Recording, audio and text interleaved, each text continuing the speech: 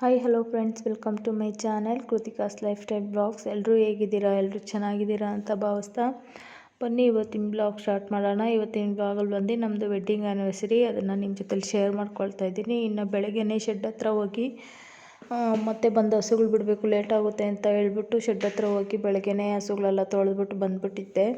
ಇನ್ನು ಮಕ್ಕಳಿಗೆ ಸ್ಕೂಲ್ಗೆ ಹೋಗ್ತಾರಲ್ವ, ಲಂಚ್ ಬಾಕ್ಸ್ಗೆ ಇಡ್ಲಿನೂ ಮತ್ತು ಸಾಂಬಾರು ಮಾಡಿದ್ದೆ. ಸಾಂಬಾರು ಮಾತ್ರ ಸಖತ್ ಟೇಸ್ಟಿಯಾಗಿ ಬಂದಿತ್ತು. ಹೋಟ್ಲಲ್ಲಿ ಹೆಂಗೆ ಮಾಡ್ತಾರೋ ಅದೇ ಥರ ಬಂದಿತ್ತು. ಈ ಸಾಂಬಾರು ರೆಸಿಪಿ ನಿಮ್ಗೆ ಏನಾರ ಬೇಕಾದರೆ ಕಮೆಂಟಲ್ಲಿ ತಿಳಿಸಿ ಆಯಿತಾ.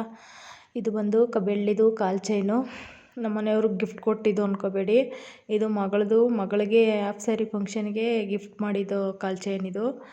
ನಾನು ಎಂಗೇಜ್ಮೆಂಟ್ಗೆ ಹೋಗ್ಬೇಕಾಯಿತು ಸಂಡೇ. ಇದು ವೆಡ್ಡಿಂಗ್ ಆ್ಯನಿವರ್ಸರಿ ಹಿಂದಿನ ದಿನ ಸಂಡೇ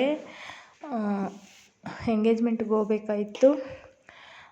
ನಂದು ಕಾಲು ಚೈನ್ ಕಟ್ಟಾಗ್ಬಿಟ್ಟಿತ್ತು. ಸೊ ಅದಕ್ಕಾಗಿ ತೆಗ್ದಿಕ್ಕಿದ್ದೆ. ಇದು ಫುಲ್ ಚೈನೆಲ್ಲ ಚೆನ್ನಾಗಿದೆ. ಈ ಕೊಂಡೆ ಹತ್ರ ಮಾತ್ರ ಫುಲ್ ಎಲ್ಲ ಸೌದೋಗಿದೆ. ಇನ್ನು ಎಲ್ಲನ ಬಿದ್ದೋಗುತ್ತೆ ಅಂತ ಹೇಳ್ಬಿಟ್ಟು ಇವಾಗಿರೋ ರೇಟಲ್ಲಿ ಇನ್ನು ಇದು ಹೋಗ್ಬಿಡುತ್ತೆ ಅಂತ ಹೇಳ್ಬಿಟ್ಟು ತೆಗ್ದಿಟ್ಟಿದ್ದೇನೆ. ಅದಕ್ಕೆ ಬರಿಗಾಲಲ್ಲೇ ಹೋಗ್ತೀಯಮ್ಮ ಅಂದ್ಬಿಟ್ಟು ನನ್ನ ಮಗಳು ಹಾಕ್ಕೊಮ್ಮ ಅಂತ ಹೇಳಿದ್ಲು. ಈ ಥರ ಗುಂಡು ಥರದ್ದೇ ಇನ್ನೊಂದಿದೆ, ಅದು ನಾನು ಹಾಕ್ಕೊಳ್ತೀನಿ, ಇದು ನೀನು ಹಾಕ್ಕೊಮ್ಮ ಅಂತ ಹೇಳಿದ್ಲು.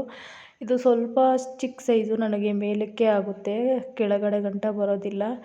ಇನ್ನು ಅವಳು ಹಾಕ್ಕೊಳ್ಳಿಲ್ಲ ಅಂದರೆ ವೇಸ್ಟ್ ಆಗುತ್ತೆ ಅಂತ ಹೇಳ್ಬಿಟ್ಟು ನಾನೇ ಹಾಕ್ಕೊಳ್ಳೋಣ ಅಂತ ಹೇಳ್ಬಿಟ್ಟು ಹಾಕ್ಕೊಂಡೆ. ಚೆನ್ನಾಗಿದೆಯಾ ಕಮೆಂಟಲ್ಲಿ ತಿಳಿಸಿ ಆಯಿತಾ.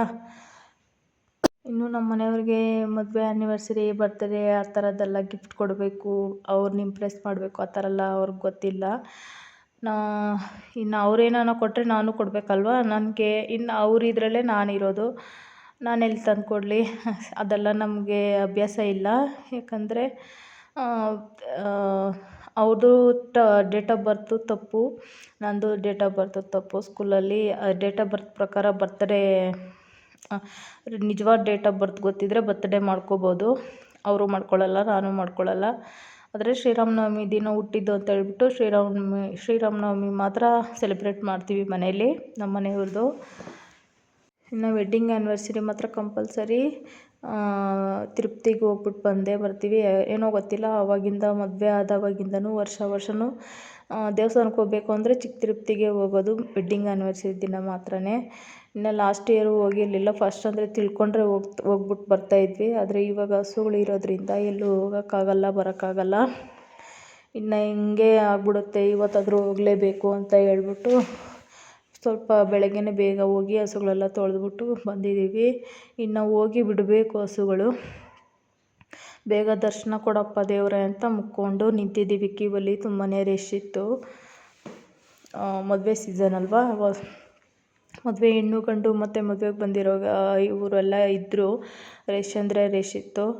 ಬೇಗ ದರ್ಶನ ಆದರೆ ನಾವು ದರ್ಶನ ಮುಗಿಸ್ಕೊಂಡು ಬೇಗ ಹೋಗ್ಬೋದು ಅಂತ ನಾವು ಅಂದ್ಕೊಂಡ್ವಿ. ಇನ್ನು ಆವಾಗಿಂದನೂ ಅಷ್ಟೇ, ನಮ್ಮ ಮನೆಯವ್ರಿಗೆ ಆ್ಯನಿವರ್ಸರಿ ದಿನ ಏನಾನ ಕೊಡಬೇಕು ಆ ಥರ ಏನೂ ಇಲ್ಲ.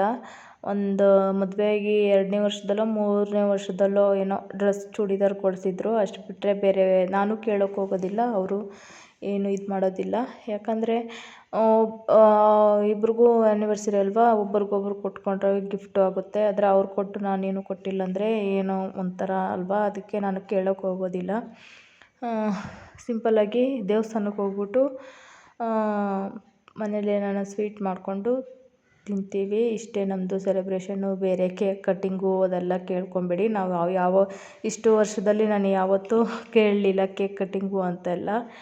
ಇನ್ನು ಮಕ್ಕಳು ದೊಡ್ಡವರಾಗ್ತಾರೆ ಅಲ್ವಾ, ಅವರು ಏನಾನ ಟ್ರೀಟ್ ಕೊಡಿಸ್ರಿ ಅಂತೆಲ್ಲ ಕೇಳ್ತಾ ಇರ್ತಾರೆ. ಸರಿ, ಇನ್ನೊಂದು ದಿನ ಯಾವಾಗಣ ನಿಮ್ಮ ಬರ್ಡೇಗಳಿಗೆ ಹೋಗಿ ತಿನ್ಬಿಟ್ಟು ಬರೋಣ ಅಂತ ಹೇಳ್ತೀನಿ. ಇನ್ನು ಬರೋದಾರೆ ಇಲ್ಲಿ ಮುಗಳೂರು ಹತ್ರ ಸಂತೆ ಇತ್ತು. ಮನೆಯಲ್ಲೆಲ್ಲ ತರಕಾರಿ ಎಲ್ಲ ಖಾಲಿ ಆಗಿಬಿಟ್ಟಿತ್ತು. ಸರಿ, ತರಕಾರಿ ತೊಗೊಳ್ಳೋಣ ಅಂತ ಹೇಳ್ಬಿಟ್ಟು ನಮ್ಮ ಮನೆಯವ್ರು ಗಾಡಿ ನಿಲ್ಲಿಸಿದ್ರು. ಇನ್ನು ಹೋಗಿದ್ದೊಂದು ದಾರಿಯಲ್ಲಿ, ಯಾಕಂದರೆ ನಮ್ಮ ಮನೆಯವ್ರಿಗೊಂದು ಮದುವೆ ಹೋಗ್ಬೇಕಾಯಿತು. ಸೊ ಮದುವೆ ಮುಗಿಸ್ಕೊಂಡಂಗೆ ದೇವಸ್ಥಾನಕ್ಕೆ ಹೋಗೋಣ ಅಂತ ಹೇಳ್ಬಿಟ್ಟು ಆ ದಾರಿಯಲ್ಲಿ ಹೋಗಿದ್ವಿ. ಇನ್ನು ಬರ್ತಾ ಈ ದಾರಿಯಲ್ಲಿ ಈ ಕಡೆ ಬಂದ್ವಿ. ಆ ದಾರಿ ಬಿಟ್ಬಿಟ್ಟು ಇನ್ನೊಂದು ಶಾರ್ಟ್ ಕಟ್ ಇದೆ ಅಂದ್ಬಿಟ್ಟು ಅದರಲ್ಲಿ ಬಂದ್ವಿ. ಆಮೇಲೆ ನಮ್ಮ ಅವರು ಸಮಾಧಿ ಪಕ್ಕನೇ ಆ ರೋಡು. ಇನ್ನು ಮದುವೆ ಆಗಿದ್ದ ದಿನದಲ್ಲಿ ಮಾವನ ಆಶೀರ್ವಾದ ಸಿಕ್ಕಿದ್ರೆ ಇನ್ನೂ ಒಳ್ಳೇದಲ್ವ. ಎಕ್ಸ್ಪೆಕ್ಟೇ ಮಾಡಿರಲಿಲ್ಲ, ಗೊತ್ತಿಲ್ಲ ನಮ್ಮ ಮಾವನೇ ನಮ್ಮನ್ನು ಬರಮಾಡ್ಕೊಂಡ್ರೋ ಏನೋ ಗೊತ್ತಿಲ್ಲ. ಅನ್ಎಕ್ಸ್ಪೆಕ್ಟೆಡಾಗಿ ನಾವು ಆ ಕಡೆ ಹೋದ್ವಿ. ಇನ್ನು ಅಲ್ಲೋಗಿ ಮುಕ್ಕೊಂಡು ಬಂದ್ವಿ. ಗೊತ್ತಿಲ್ಲ, ದೇವಸ್ಥಾನಕ್ಕೆ ಹೋಗಿ ಮನೆಗೆ ಬರಬೇಕು ಅಂತಾರೆ. ನಾವು ಈ ಥರ ಮಾಡಿದ್ವಿ. ಏನಿಲ್ಲ, ಇನ್ನು ನಮ್ಮ ಒಳ್ಳೇದನ್ನು ಬಯಸ್ತಿದ್ದಿದ್ದು ನಮ್ಮ ಮಾವ ಒಬ್ಬರೇ. ನಮ್ಮ ಮಾವ ಅವ್ರ ಆಶೀರ್ವಾದ ಸಿಕ್ಕಿದ್ರೆ ನಮಗೂ ಅಷ್ಟೇ ಸಾಕು. ಮನೆಗೆ ಬಂದು ಇನ್ನು ದೇವ್ರ ಪಾತ್ರೆ ಎಲ್ಲ ತೊಳೆದು ದೇವ್ರ ಮನೆಯೆಲ್ಲ ಕ್ಲೀನ್ ಮಾಡಿ ಸಿಂಪಲ್ಲಾಗಿ ಪೂಜೆ ಮಾಡಿಕೊಂಡೆ. ಇವತ್ತಿನ ವಿಡಿಯೋ ಇಷ್ಟೇ. ವಿಡಿಯೋ ಏನಾದರೂ ನಿಮ್ಗೆ ಇಷ್ಟ